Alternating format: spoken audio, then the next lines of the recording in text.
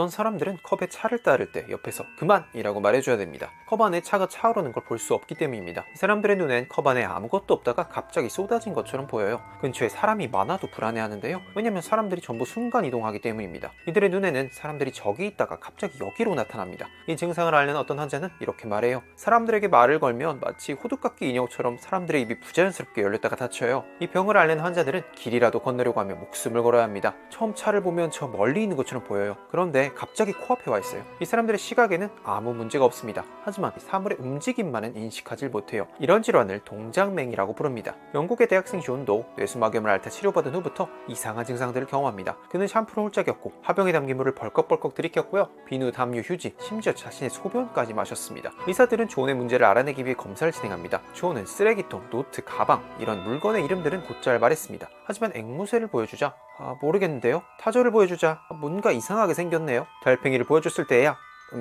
곤충 동물? 존의 두 눈은 멀쩡했고 타조가 뭔지도 알았습니다. 언어 능력과 인지 기능도 모두 정상이었고요. 이렇게 눈, 코, 귀, 입, 감각기관이 모두 멀쩡해도 뇌에 문제가 생겨 물체를 제대로 인식하지 못하는 병을 실인증이라고 부릅니다. 캐롤린도 존과 비슷한 증상을 보였는데요. What is that I'm holding up in front of you? 하지만 캐롤린은 대답하지 못하네요. 그녀는 존과 마찬가지로 시각을 통해 물건을 인식하지 못하는 시각실인증을 앓고 있습니다. 의사는 캐롤린에게 모르겠다면 한번 만져보라고 말합니다. Touch it now.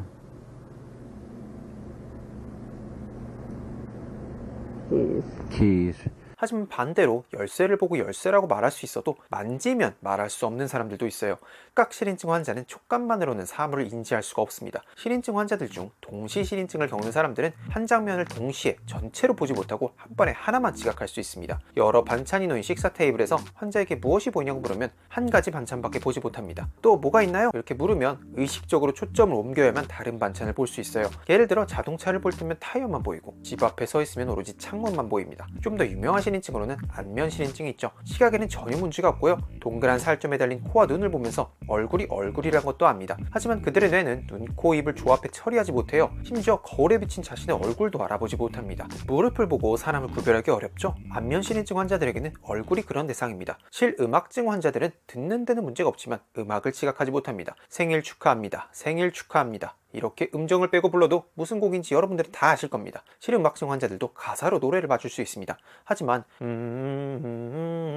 이렇게 반주만 들려주면 생일 축하합니다와 퀸의 보헤미안 랩소디를 구분하지 못합니다. 시각, 촉각, 청각을 넘어서 거대한 차원 하나가 통째로 사라지는 실인증도 있는데요. 1938년 여름 게리는 취한 상태로 추락사고를 당합니다. 병원에 도착해 검사해보니까 인지기능도 멀쩡했고 기억도 온전했지만 한 가지 이상한 점이 있었죠. 의사들이 게리에게 지금 몇 년도라고 물었을 때 게리는 자신있게 1895년이라 말했습니다. 무려 43년 전을 이야기한 거죠. 게리는 어떤 사건이 일어났다는 사실은 알아도 언제 일어났는지는 몰랐습니다. 그에게는 어제 일어난 일이나 10년 전에 일어난 일이나 그게 그거인 것처럼 보였죠. 게리는 시간 개념을 인식하는 능력을 잃어버린 시간실인증을 앓게 된 겁니다. 게리에게 1분 동안 조용히 앉아있으라고 하면 20초 만에 시간이 다 되었다고 하고요. 하염없이 기다리기도 했습니다. 우리가 뭔가를 볼 때 망막은 1초에 1000만 비트의 정보를 시각피질이라는 것으로 전송합니다. 시각피질은 받은 정보를 분석하기 위해 뇌의 윗부분과 아랫부분에 있는 시각 정보기관들의 하청을 맡겨요. 뇌 아랫부분에는 방추형 얼굴 영역이라는 부서가 있는데요. 블루베리 크기만한 이 작은 영역은 집이나 나무 같은 것들을 볼 때는 조용하지만 얼굴을 볼 때는 활성화됩니다. 안면 실인증 환자들은 이 부분에 손상이 있는 경우가 많았습니다. 그래서 뇌과학자들은 방추형 얼굴 영역이 인간의 얼굴을 인지하는 전담 부서라고 생각했어요. 하지만 한 연구에서는